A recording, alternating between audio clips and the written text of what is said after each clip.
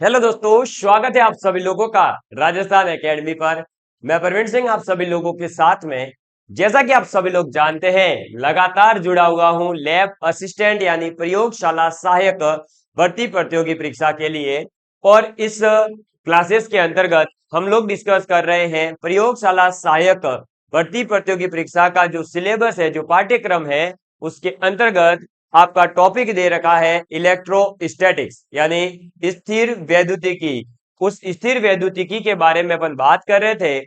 और स्थिर वैद्युतिकी के अंतर्गत इससे पहले अपन जो है लगभग 8 क्लासेस, ये 8 ही लिखा हुआ है, 8 क्लासेस तो ऑलरेडी हो चुकी है। आज ये अपनी 9th नंबर की क्लास है। कौन से नंबर की क्लास है? 9th नंबर की क्लास है। तो ये मैं हटा देता हूं यहां से। और आज अपनी क्लास है बेसिकली 9th नंबर की। ओके। और 9th नंबर की क्लास में 9th क्लास में, अरे सर क्या लैब स्टूडेंट बना रहे हो कि हमको 9th क्लास में भेज रहे हो? हाँ, नहीं भेज रहा हूँ भाई, है ना। 9th क्लास के नहीं, 9th नंबर की क्लास के अंतर्गत आज हम सीखेंगे जो गॉस नियम है उसके अनुप्रयोगों के बारे में, यानी यूजेस ऑफ गॉस लॉ। तो गॉस लॉ के बारे में, जो घोंसले के बारे में आपने पढ़ा है ना, घोंसला मैंने बताया था लास्ट क्लास में कि कैसे घोंसला बनता है। क्यों घोंसला क्यों कह रहे हैं इसको अपन? क्योंकि ये क्या करता है, किसी भी आवेश को बंद करने का प्रयास करता है। किसी भी आवेश को क्या करेगा? बंद करने का प्रयास। और घोंसला कैसा होता है? बंद। तो गॉस लॉ क्या करेगा, या गाउस लॉ, है ना। बेसिकली तो ऐसे देखो, अपने को गाउस को, चाहे गॉस को, चाहे गैस को हो, चाहे कोई भी लॉ को, अपने को तो याद ये रखना है कि फाई बराबर यानी विद्युत फ्लक्स बराबर टोटल आवेश, कुल आवेश बटे एप्सिलॉन नॉट होता है। बस ये याद रखना है। ये चाहे गाउस हो, चाहे गॉस हो, चाहे गैस हो, अपने क्या करना है? अपने कौन सा इसको दोस्त बनाना है? नहीं बनाना है, अपने तो सिर्फ नाम याद रखना है। अब तो इसके अनुप्रयोगों की बात करें सर, है ना। हाँ भाई, सीधे सीधे अनुप्रयोग पर आते हैं। तो पहला जो इसका अनुप्रयोग है वो आप लिखेंगे सभी जल्दी से। और अगर आपको मजा आता है पढ़ने में, तो मुझे मजा आता है आपके द्वारा दिए गए लाइक देखने में। तो जल्दी से दे दिया करें, है ना। अब लिखिएगा, गाउस का जो नियम है इससे अपन अनंत रेखीय, अनंत रेखीय मतलब एक इनफाइनाइटली लॉन्ग, बहुत लंबा वायर जिसकी लंबाई आप नहीं माप सको, उसे कहा जाता है अनंत रेखीय। तो अनंत रेखीय कोई अपने पास में तार है, उस तार की वजह से जो विद्युत क्षेत्र उत्पन्न होगा, वो विद्युत क्षेत्र की तीव्रता क्या होगी, ये हमें बताना है। और जैसा कि आपको बताया गया था कि हम विद्युत क्षेत्र को E बराबर के क्यू अपॉन आर स्क्वायर से भी निकाल सकते हैं, कोई दिक्कत नहीं है। लेकिन क्या हम उसके अंतर्गत फिर क्या करना पड़ेगा? हमें कैलकुलेशन करनी पड़ेगी और कैलकुलस पूरी लगानी पड़ेगी। कई प्रकार के इंटीग्रेशन, डिफरेंशिएशन, पता नहीं क्या क्या कर करके आंसर आएगा। और हमारे पास में एग्जाम में इतना समय थोड़ी है, हमें तो वहां सिर्फ क्वेश्चन करके आना है। तो हम डायरेक्ट लगा रहे हैं हमारा गाउस का नियम। तो लिखिएगा, अनंत रेखीय, अनंत रेखीय तार, अनंत रेखीय तार यानी इनफाइनाइटली लॉन्ग वायर है, ठीक है ना। वायर कोई भी, आप अपने घर पर जो लाइट आ रही है वो वाला देख लो, वो जो लगा रहता है ना खंभों के ऊपर, बढ़िया वाला, लंबा लंबा लंबा लंबा, पता नहीं कहां तक जा रहा है। अरे वो तो फिर भी मापा हुआ है, उससे भी लंबा, है ना। मतलब वो वाला आया राम गया राम वाला, है ना। ये जा ही रहा है, बस अपने को दिख रहा है कि हाँ है, लेकिन जा कहाँ रहा है वो किसी को नहीं पता है। नहीं आया तो था अपने आंखों के सामने, लेकिन गया कहाँ वो वही जाने। इतना लंबा वायर है। तो लिखिएगा अनंत रेखीय तार, या फिर आप लिख सकते हैं बीच ब्रैकेट के अंदर, तार के अंदर क्या होंगे? आवेश। तो अनंत रेखीय आवेश भी कह सकते हो। तो आवेश के कारण, कारण विद्युत क्षेत्र की तीव्रता। क्लियर? तो अपने पास में गाउस के नियम के अनुसार अपन निकालने जा रहे हैं अनंत रेखीय तार के कारण विद्युत क्षेत्र की तीव्रता। मैं आपको बिल्कुल भी कैसे ये निकलता है वो नहीं सिखाऊंगा। क्यों सर, आपको नहीं आता क्या? हाँ भाई, नहीं आता है ना, ऐसा मान लो। आता तो है, लेकिन मेरे एग्जाम में ये काम नहीं आएगा कि मुझे क्या आता है। एग्जाम में वो काम आएगा जो आपको क्या आता है, और आपको क्या आता है वो सिर्फ और सिर्फ यही आता है। क्या आता है? ई बराबर लेमडा। अरे सर ये लेमडा क्या आ गया, अब बता रहा हूं।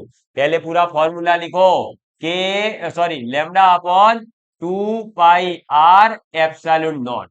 ये लिख लीजिए फटाफट से, क्या होता है? Lambda upon 2 pi r epsilon not. Sir यहाँ पर एप्सिलॉन नॉट क्या है हमें पता है, पाई क्या है हमें पता है, आर और ये लेमडा कौन कौन से लेने हैं तो देखिए। लेमडा जो है बेसिकली मेरे प्यारे दोस्तों होता है आपका क्या, रेखीय, हाँ रेखीय आवेश। क्या सर? रेखीय आवेश, इसके आगे? अरे भाई रेखीय आवेश विवरण या वितरण कह सकते हो, अभी मैं समझा रहा हूं ये क्या होता है ना, लीनियर चार्ज डेंसिटी। रेखीय आवेश घनत्व भी कह सकते हो, और अदरवाइज आप रेखीय आवेश वितरण भी कह सकते हो, यानी डिस्ट्रीब्यूशन, है ना, मैं भी समझाऊंगा। और आर क्या है? तो बिंदु की दूरी। कौन सा बिंदु है सर? अरे बता रहा हूं, बिंदु की दूरी।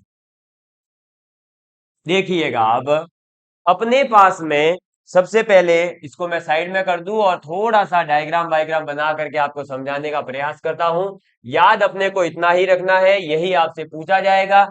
लेकिन मान लीजिए कि एक लंबा सा वायर है, डैश डैश डैश का मीनिंग आप समझते ही हैं, जहां तक जाना चाहो वहां तक जाओ, ठीक है, फेंक जहां तक भाला जाए फेंक दो भाला। अब ये जो वायर है इसके ऊपर आवेश होगा, क्या होगा? आवेश।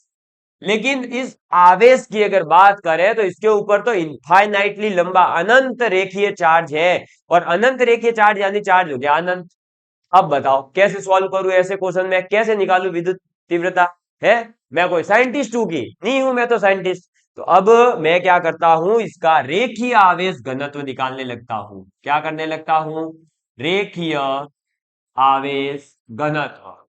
और रेखीय आवेश घनत्व का मतलब है कि मैं मान लूंगा कि इस वायर की लंबाई है एल, और एल के ऊपर मैं कुछ आवेश लूंगा, और फिर वहां से एक यूनिट, एक नियम आपने पढ़ा होगा कि 10 चीजों का भाव इतना है, तो एक चीज का कितना लगेगा। वैसे यहां पर भी कुल लंबाई वायर की मान लेंगे पहले एल, एल के ऊपर आवेश है इतना, ठीक है, फिर उस आवेश में से 1 मीटर पर कितना होगा तो क्यू अपॉन एल, और फिर इसमें अपने छोटा सा एक भाग ले लेंगे, उससे अपने लेमडा निकल कर आ जाएगा। तो ये जो लेमडा है ये है क्या बेसिकली, कि कुल आवेश कितना है और कुल लंबाई कितना है इसका अनुपात है, ठीक है, कुल आवेश बटे कुल लंबाई। ठीक, ऐसे ही आगे आएगा सरफेस चार्ज डेंसिटी, पृष्ठीय आवेश घनत्व, और वहां पर क्या होगा, एल की जगह इस जो भी वस्तु दे रखी होगी, जो भी आपको आकृति दे रखी होगी उसका क्षेत्रफल। ऐसे ही आगे आएगा वॉल्यूम चार्ज डेंसिटी, यानी कि क्या, आयतन आवेश घनत्व। और आयतन आवेश घनत्व क्या होता है, तो जब आपके ऐसी वस्तु कोई 3D में दे रखी होगी, त्रिविमीय दे रखी होगी, तो वहां पर तो क्या आएगा, आयतन आएगा, और आयतन से फिर डिवाइड किया जाएगा, तो वो अभी आगे आएगा, उनको अलग अलग रिप्रेजेंट किया जाएगा, लेमडा सिग्मा और रो, ठीक है। अभी इसका नाम क्या है ये भी याद रखना भाई, लेमडा इसका नाम है, क्योंकि पढ़ना ही नहीं आएगा तो कहीं गलत पढ़ोगे तो अच्छा नहीं लगता ना, हम फिजिक्स के विद्यार्थी और गलत नाम पढ़े किसी का, ऐसा पसंद है क्या? नहीं, अपना नाम कोई छेड़ता है तो कितना गुस्सा आता है, तो इसका नाम क्यों छेड़ोगे तुम, है ऐसा नहीं है अधिकार तुमको भाई। तो अब याद क्या रखना है सर, इन शॉर्ट याद इतना रखना है कि अनंत रेखीय तार या अनंत रेखीय आवेश के कारण विद्युत क्षेत्र की तीव्रता कितनी होती है, ई बराबर lambda upon 2 pi epsilon not. E lambda upon 2 pi r epsilon not, lambda upon 2 pi r epsilon not किसके बराबर है, किसका मान है, विद्युत क्षेत्र का मान है, ई का मान है। ई बराबर कितना होता है, lambda upon 2 pi r epsilon not. Lambda क्या है, रेखीय आवेश घनत्व है, आर क्या है, बिंदु की दूरी है। सर अभी तक देखिए आवेश घनत्व तो समझ में आया था, ये बिंदु कौन सा है?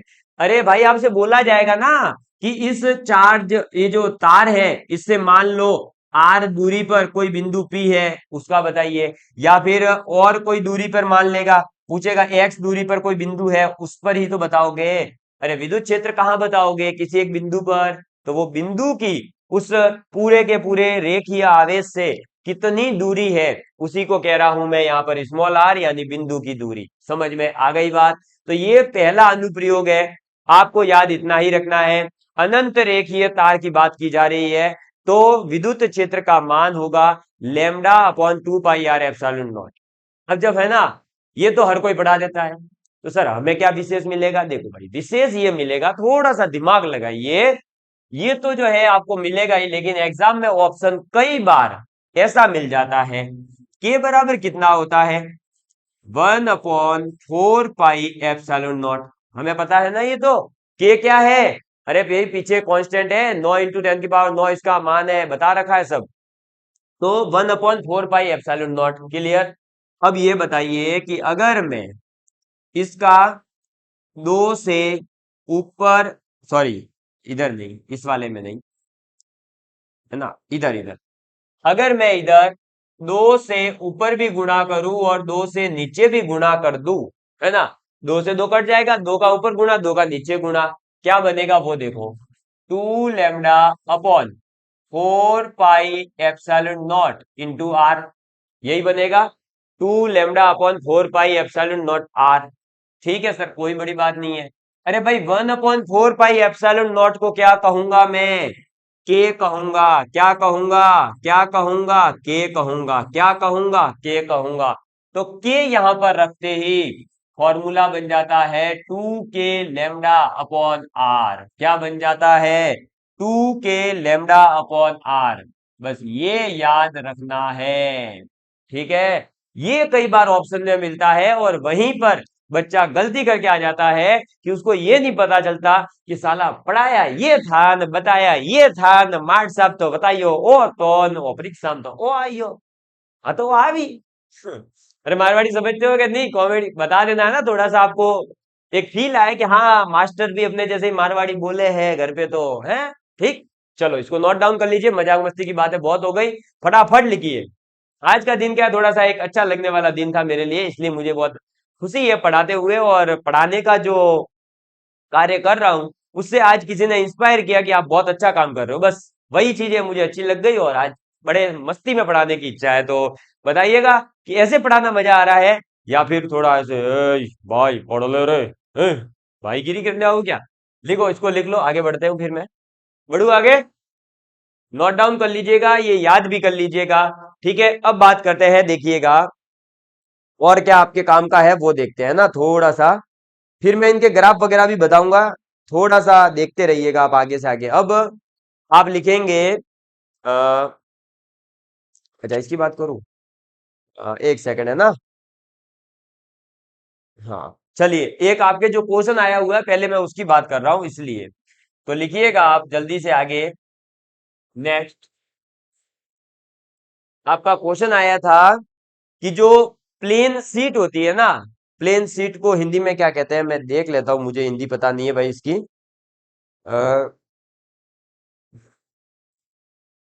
Infinite, okay. चलिए, अपरिमित, अच्छा इसको हिंदी में भाई देख लो एक बार, पता नहीं था तो लिख लीजिए, अपरिमित यानी इनफाइनाइटली, अपरिमित समरूप यानी समान रूप वाली, ठीक है, इनफाइनाइटली यूनिफॉर्म, इसको इंग्लिश में कहते हैं इनफाइनाइटली यूनिफॉर्म, अपरिमित समरूप आवेशित, आवेशित यानी कि चार्ज, ठीक है, आवेशित आपकी जो है अचालक, है ना, अचालक को क्या कहते हैं इंग्लिश में वो भी बता देता हूं मैं आपको। अचालक को कहते हैं नॉन कंडक्टिंग। देखिए ये थोड़ा सा क्या है, मैं पूरा का पूरा पोर्शन इंग्लिश में पढ़ाता हूं, तो इस वजह से थोड़ा सा हिंदी में देख करके वर्ड बता रहा हूं। तो अपरिमित समरूप आवेशित अचालक, अचालक परत के कारण, परत यानी प्लेट, परत के कारण विद्युत क्षेत्र, ठीक है।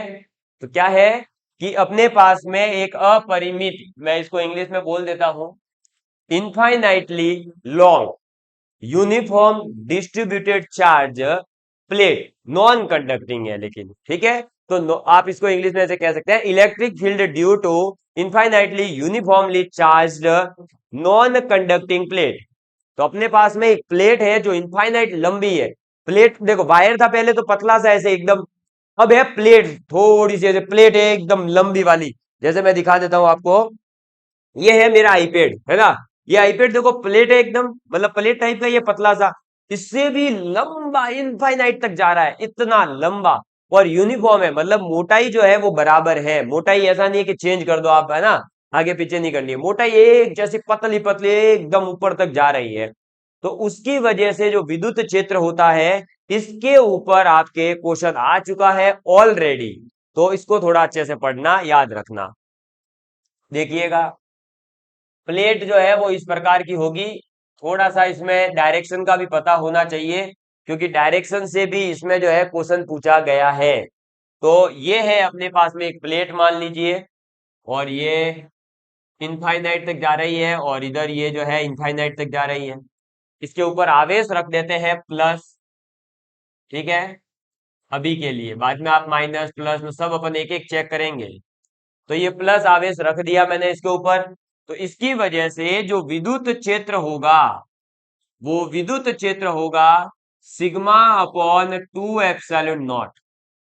जैसे ही मैंने सिग्मा लिखा, बच्चे पूछने लग गए, सर ये सिग्मा क्या है। अरे भाई, सिग्मा है आपका आवेश बटे क्षेत्रफल, आवेश बटे क्षेत्रफल। समझ में आ गई बात, याद रह जाएगा ना। तो एक अपरिमित समरूप आवेशित अपने पास में जो अचालक परत है, उसके कारण विद्युत क्षेत्र जो होगा वो कितना होगा, तो वो होगा E बराबर सिग्मा अपॉन 2 एप्सिलॉन नॉट। कितना होगा, सिग्मा अपॉन 2 एप्सिलॉन नॉट। और सिग्मा क्या है, तो सिग्मा है आवेश बट्टे आपका क्षेत्रफल। आवेश कौन सा, इस प्लेट के ऊपर, इस परत के ऊपर कुल जितना आवेश होगा वो, और क्षेत्रफल किसका, तो इसी का छोटा सा पार्ट। सर इसका छोटा सा भाग लेकर के निकालना पड़ेगा क्या, नहीं। एग्जाम में आपको यहाँ पर जो तीन चीजें मैं पढ़ा रहा हूं, पहले लेमडा पढ़ाई, अभी जो सिग्मा यूज हो रहा है, एक आगे रो आएगा, ये तीनों के तीनों परीक्षा में दिए हुए मिलेंगे, परीक्षा में दिए गए होंगे। तो बिल्कुल भी डरे नहीं, है ना। ये परीक्षा में ऑलरेडी दे रखा होता है, क्योंकि इनके मान ऐसे निकालना पॉसिबल नहीं है, इनका थोड़ी क्षेत्रफल देंगे। हाँ, अगर थोड़ा सा ट्विस्ट देना होगा तो ये कर सकते हैं कि इस प्लेट का क्षेत्रफल पहले ही आपको दे देंगे और आवेश भी दे देंगे, तो फिर आप निकाल ही लोगे फॉर्मूला लगाकर, आवेश बटे क्षेत्रफल। और अदरवाइज तो यही दे देंगे सीधा सीधा। आज तक तो सीधे सीधे दिया है, अब थोड़ा सा आपके ऊपर एक्सपेरिमेंट करना हो, चेक करना हो तो दे सकते हैं, है ना। तो इसमें कोई डरने वाली बात है ही नहीं है, तो याद रह जाएगा। तो याद क्या रखेंगे, सिग्मा अपॉन 2 एप्सिलॉन नॉट होता है। लेकिन याद ये रखना है कि ये एक तो यूनिफॉर्म है, और इसकी जो मोटाई है वो बिल्कुल ही कितनी है, तो इसकी मोटाई जो है वो बिल्कुल ही नगण्य है, सिंगल लेयर है एक तरह से, ठीक है। क्योंकि अभी डबल लेयर वाला और आने वाला है, इसलिए। तो आप इसको याद रखना, एकल, एकल परत, ठीक है ना। एकल परत का मतलब है इसकी मोटाई 0 है। मैं यहाँ ब्रैकेट में लिख रहा हूं, इसकी मोटाई 0 है। अगर मोटाई दे रखी है तो आप समझ जाइएगा कि वो फिर जो है दूसरा वाला फॉर्मूला यूज करना है, क्योंकि कंफ्यूज यही करेगा। वहां पर जो है फॉर्मूला इससे आसान आएगा। और तो अब अपरिमित समरूप आवेशित अचालक परत के कारण विद्युत क्षेत्र कितना होगा, तो sigma upon 2 epsilon not. Sigma क्या होता है, आवेश बटे क्षेत्रफल। और ये जो अपने पास में परत है, ये एकल परत है जिसकी मोटाई 0 है। और आपको पहले ही बता दिया, लेमडा सिग्मा रो ये सब तीनों दे रखे होंगे, तो ज्यादा डरने की बात है नहीं। सिग्मा होता क्या है, ये जरूर थोड़ा सा याद रखना कि दे तो रखा होगा, हमें यही नहीं पता कि दे, जैसे कई बार होता है ना कि हमारे घर मेहमान आने वाले हैं, हाँ हमारे घर मेहमान आने वाले हैं, और वही मेहमान आपसे एड्रेस पूछता है, तो उसको एड्रेस बता रहे होते हो कि जा वहां जाना है। तो वही चीज, मतलब आपको पहले दे रखा है, सब आपको पता है कि आपके घर मेहमान आने वाले हैं, लेकिन ये नहीं पता कौन आने वाला है, तो कैसे ढूंढोगे। वैसे ही एग्जाम के अंदर सिग्मा जो है वो दे रखा होगा, लेकिन वहां सिग्मा थोड़ी दे रखा होगा, वो तो आपको भाषा में लिख कर देंगे। कि पृष्ठीय आवेश घनत्व, अब हमें पता ही नहीं है क्या होता है, तो लिख लीजिए सिग्मा है पृष्ठीय आवेश घनत्व, पृष्ठीय आवेश घनत्व, इंग्लिश में कहेंगे सरफेस चार्ज डेंसिटी। क्या कहेंगे? Surface charge density. तो electric field due to infinitely long non conducting plate, ठीक है, और उसकी वजह से इलेक्ट्रिक फील्ड कितना होगा? तो सिग्मा अपॉन 2 एप्सिलॉन नॉट हो जाएगा। ये सिंगल लेयर होती है, इनफाइनाइटली लॉन्ग है ये, और सिग्मा यानी सरफेस चार्ज डेंसिटी क्या होती है? तो चार्ज अपॉन में आपका एरिया। क्लियर? तो ये याद रखना। आगे अपन बढ़ते हैं। अब नेक्स्ट जो अपने पास में आता है वो देखिएगा, एक मिनट, आपके अच्छा नॉन कंडक्ट ये छोड़ो, एक सेकंड है ना आपके लिए, और क्योंकि इसमें फॉर्मूले बहुत सारे हैं, अब इतने सब अपने को याद नहीं करने हैं। चलो एक क्वेश्चन करके देख लेते हैं, थोड़ा सा मजेदार है और जो आया हुआ ही है उसी टाइप का है, तो कर ही लेते हैं, क्योंकि पढ़ना तो अपने को रोज है, तो फिर क्यों जल्दबाजी करें। ये अपने पास में मान लीजिए एक प्लेट है और एक इधर प्लेट है, ऐसा क्वेश्चन आया था। ये दूसरी प्लेट है, ठीक है। एक प्लेट जो है वो धन आवेशित थी, यानी ये पॉजिटिवली चार्ज थी, और ये नेगेटिवली चार्ज है।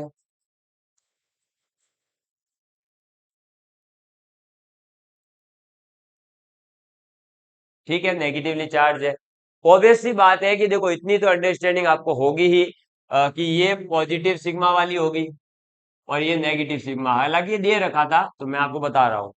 और क्या दे रखा है अपने को? इलेक्ट्रिक फील्ड निकालना है। देखिए मैं डायरेक्ट यही लिख रहा हूँ, ये ए पॉइंट है, इसके ऊपर इलेक्ट्रिक फील्ड निकालना है। ये इधर बी पॉइंट है, इसके ऊपर निकालना है, और एक इधर सी पॉइंट है, इसके ऊपर विद्युत क्षेत्र निकालना है। बस यही पूछा है ना? हाँ। और आपके पास में क्वेश्चन क्लियर है, बस इतना सा दे रखा था। इसको थोड़ा सा थ्योरी फॉर्म में दे रखा था कि दो प्लेट है and वो मैं समझा दिया। तो दो प्लेटें हैं, एक पॉजिटिवली चार्ज है, एक नेगेटिवली चार्ज है, और जो है तीन पॉइंट है। एक पॉइंट है ए के लेफ्ट में, फिर एक राइट में, और इसके लेफ्ट में, और एक इसके राइट में, और उसके राइट में। क्लियर? तो ए बी सी तीन पॉइंट है। हमें बताना है कि electric field on A point कितना होगा, electric field on B point कितना होगा, और electric field on C point कितना होगा। यानी जो अपने पास ए बी और सी तीनों बिंदु है, इन तीनों बिंदुओं पर जो विद्युत क्षेत्र होगा वो हमें बताना है। ठीक है, आपको इसका जो पृष्ठीय आवेश घनत्व है वो हमें दे रखा है। आप बताइए कि क्या होगा। तो ये क्वेश्चन तो मैं करवा रहा हूं, ठीक है। आगे से आप खुद ट्राई करना, जब अगली बार मैं प्रैक्टिस करवाऊंगा इन क्वेश्चनों की, वापस से आगे जब मैं नए क्वेश्चन लेकर आऊंगा, जब अपनी प्रैक्टिस करेंगे इस चैप्टर की, तब आप खुद करिएगा, ठीक है ना। देखिए एक सेकेंड, इसी को कॉपी मार देते हैं ना यार, अपने पास स्मार्ट बोर्ड है?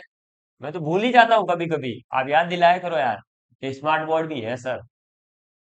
अब इसका क्लोन करते हैं ना। ये लो भाई, क्लोन कर दिया, और ये देखो ये फायदा है, समय ही बचा दियो पूरा, देखो क्वेश्चन ही सॉल्व करवा दिया इसने। हाँ, रेड पेन दिख जाता है ना भाई, नहीं दिखता हो तो बता दिया करें, है ना। अब देखिए, ये जो पॉजिटिव आवेश है, इसकी वजह से जो विद्युत क्षेत्र होगा वो किस दिशा में होगा, ये आपको पता है, दूर की ओर। पॉजिटिव को क्या करोगे? भगाओगे, बोले भाग इधर से, निकल जाओ यहां से, पढ़ते नहीं हो, भगो इधर से। तो ये जो है इसके ऊपर ऐसे लगेगा। मान लो इस सिग्मा, इसको वन प्लेट कह देता हूं मैं, इसको सेकेंड प्लेट कह रहा हूं। तो फर्स्ट प्लेट की वजह से इस तरफ होगा E1 हो गया नाम। लेकिन ये नेगेटिव चार्ज वाला कहता है तुम पढ़ो कि मत पढ़ो, तुम मेरे पास आओ, तुम मेरे पास आओ, मैं तुम्हें पढ़ाऊंगा, है ना। तुम्हारे पास पैसा है या नहीं है, कोई फर्क नहीं पड़ता, मैं पढ़ाऊंगा। तो भाई पढ़ा ले। ये लो आ गया इधर। अब ये क्या हो गया? E2, ठीक है। ए के ऊपर दो आवेश लगे, मतलब दो विद्युत क्षेत्र लगेंगे, एक E1 और एक E2। ठीक है, मैं यहां खड़ा हूं, मेरे एक तरफ बल इधर लग रहा है, दूसरी तरफ इधर लग रहा है। बताइए, अगर E1 और E2 दोनों बराबर है, तो क्या ये 0 हो जाएगा? हाँ सर 0 तो हो जाएगा, पर बराबर कहाँ है? तो भाई सीधा सीधा सा देखो, पीछे क्या बता कर आ रहा हूं मैं कि किसी भी अपरिमित समरूप आवेशित अचालक परत के कारण विद्युत क्षेत्र होता है सिग्मा अपन 2 एप्सिलॉन नॉट, और सिग्मा अपन 2 एप्सिलॉन नॉट होता है तो ये ए बिंदु कितना दूरी पर है या कितना पास है उससे कोई फर्क ही नहीं पड़ता। तो E1 और E2 दोनों की वैल्यू ही क्या है? अरे E1 और E2 दोनों की वैल्यू ही कितनी है? Sigma upon 2 epsilon not. तो ये तो दोनों बराबर है E1 और E2, तो ए पॉइंट पर हो जाएगा इलेक्ट्रिक फील्ड 0। ए पॉइंट पर कितना हो जाएगा? 0। ठीक है, कितना हो जाएगा? 0। अब बात करते हैं बी पॉइंट की। तो आपका जो है ए पॉइंट पर तो आ गया है 0, खेल खत्म। ऐसे ही आपको पता है सी पॉइंट पर भी होगा। ये देखो E1 तो भगाएगा दूर इस तरफ, और ये जो है अपनी तरफ बुलाएगा E2। ठीक है, और यहां पर भी दूरी का कोई फर्क नहीं है तो यहां भी हो गया 0, यानी इलेक्ट्रिक फील्ड सी पॉइंट के ऊपर भी 0 है और ए पॉइंट के ऊपर भी है 0। अब बचा केवल बी पॉइंट है। ये बी पॉइंट ही ट्यूस्डे कहानी में। कैसे ट्यूस्डे देखिएगा, बी पॉइंट को मैं ब्लू कलर से लिखता हूं ताकि आपको अच्छे से दिखाई देवे, और देखिएगा अब इस बी पॉइंट के ऊपर क्या होगा। ये जो एक नंबर वाला है ये तो इधर लगाएगा ही लगाएगा। चलो भाई ये भगा रहा है इधर, ये लग गया E1, इधर भगाएगा। और ये सेकंड वाला अपनी तरफ ही तो बुलाएगा, तो ये भी इधर ही लगाएगा, यानी जो बी है उसमें एक ही डायरेक्शन में E1 और E2 लगेंगे। और जब एक ही दिशा में अलग अलग दो बल लगाए जा रहे हैं एक ही दिशा में, तो दोनों बल जुड़ जाएंगे। क्या होगा? दोनों बल जुड़ जाएंगे, ऐड हो जाएंगे। इसका मतलब इलेक्ट्रिक फील्ड बी पॉइंट पर कितना हो जाएगा? तो इलेक्ट्रिक फील्ड बी पॉइंट पर हो जाएगा E1 plus E2, E1 plus E2। और E1 और E2 दोनों है बराबर, यानी मैं ये कह सकता हूं कि ये हो जाएगा 2E1।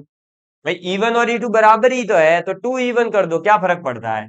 और 2 इंटू E1 या E2 दोनों में से किसी की भी वैल्यू ले लो, क्या होती है? सिग्मा अपॉन 2 एप्सिलॉन नॉट, तो ये हो जाएगा सिग्मा अपॉन 2 एप्सिलॉन नॉट। अब क्या होगा? अब इधर 2 से 2 कट जाएगा, तो आ जाएगा सिग्मा अपॉन एप्सिलॉन नॉट, और ये आ गया इलेक्ट्रिक फील्ड बी पॉइंट के ऊपर। तो बी जो पॉइंट है उसके ऊपर कितना आया आपके पास में, बताइए विद्युत क्षेत्र। तो विद्युत क्षेत्र आ गया sigma upon epsilon not, sigma upon epsilon not. Clear है? समझ में आ गई बात? मुझे उम्मीद है कि आप लोग इस चीज को समझ गए होंगे। और मैं भी एक बार चेक कर लेता हूं, आप इसका स्क्रीनशॉट लीजिए कि जो है अपने रिकॉर्डिंग वगैरह सब सही हो रही है, कहीं दिक्कत तो नहीं है। हाँ एकदम परफेक्ट तरीके से हो ही रही है ना? चलिए, बढ़िया तरीके से हो रही है। बदल जाओ वक्त के साथ या फिर वक्त बदलना सीख लो, मजबूरियों को मत कोसो, मजबूरियों को मत कोसो, हर हाल में चलना सीख लो, हर हाल में चलना सीख लो। क्योंकि जो हालातों से लड़ करके, जो संघर्ष से लड़ करके, जो असफलताओं से लड़ करके चला है, उसी ने एक दिन जो है आगे इतिहास रचा है। वरना तो मुसीबतें तो सभी के सामने आई थी, किसके सामने नहीं आई यार? भगवान राम के सामने मुसीबत थी, महाराणा प्रताप के सामने मुसीबत थी, भगवान श्री कृष्ण के सामने मुसीबत थी, महादेव के सामने मुसीबत थी। जिसे महादेव कहा जाता हो, देवों के भी देव महादेव कहा जाता था, उनके सामने भी समस्याएं थी। तो फिर हम तो है ही क्या, एक मामूली से इंसान है और कुछ नहीं है। हम एक तुच्छ प्राणी है, बस इतने से है ना, इतने से एक उंगली के छोटे से भाग के बराबर भी अपन नहीं है। और अपन ये सोचते हैं कि हमारे सामने जब मुसीबतें नहीं होगी तब हम जो है कुछ अच्छा करेंगे। तो भाई वो समय कभी नहीं आएगा। अरे मुसीबतों से जो लड़ा है वही तो आगे बढ़ा है। वरना तो कई लोगों ने जो है, शुरुआत तो हर कोई करता है यार तैयारी की। जो 6 लाख 7 लाख फॉर्म भरे जाएंगे ना प्रयोगशाला सहायक में, सभी तैयारी की शुरुआत करेंगे, सभी गाइड खरीदेंगे, सभी कोर्स खरीदेंगे। लेकिन जो आदमी, जो लड़की, जो लड़का लगातार पढ़ता रहेगा, मेहनत करता रहेगा, वो बिना कोर्सों के, बिना किताबों के भी पढ़ लेगा और मेहनत करके सफलता प्राप्त कर लेगा। लेकिन जो केवल और केवल जो है किताबें कोर्स न लेने का वेट कर रहे हैं, वैकेंसी का नोटिफिकेशन का वेट कर रहे हैं, वो वैकेंसी का नोटिफिकेशन का ही वेट करते रहेंगे। और जिन्होंने अभी से तैयारी शुरू कर ली ना, वो तो ज्वाइनिंग का वेट करेंगे बाद में, और हम जो है अगली वैकेंसी का वेट करेंगे। बस इतना ही फर्क रह जाता है सफलता और असफलता में, कि सफल होने वाला तो वेट करेगा किसका? ज्वाइनिंग का। वो तो मिठाई बांटने का जो है इंतजार करेगा, और वो अपने माता पिता के चेहरे पर खुशी और ज्वाइनिंग की फोटो स्टेटस पर लगाने का वेट करेगा। और जो असफल हो जाएगा वो पुनः वही कार्य करेगा जो अभी भी कर रहा है, यूट्यूब चैनलों के नीचे कमेंटों में जाकर करके केवल ये कहेगा कि अगली भर्ती कब आएगी, अगली बार मैं लग जाऊंगा। और यही करते करते एक दिन हम जिसे दिखाना चाह रहे थे या हम जिनकी इच्छा पूरी करना चाह रहे थे, वो लोग हमारे से दूर हो जाते हैं, लेकिन हम लोग अपनी जो है इच्छाओं को पूरा नहीं कर पाते। क्यों? क्योंकि हम दृढ़ संकल्पित नहीं हैं, हम संघर्ष नहीं करना चाहते। हम केवल चाहते हैं तो बस रिजल्ट, परिणाम अच्छा हो। और परिणाम के पीछे की कहानियां बहुत होती है दोस्त। ये जो 29,000 मुझे पता है सब्सक्राइबर लाने में, या जो मुझे नौकरी पाने में कठिनाई आई थी, जो संघर्ष आया था ना, वो संघर्ष मैं जानता हूं और कोई नहीं समझ सकता।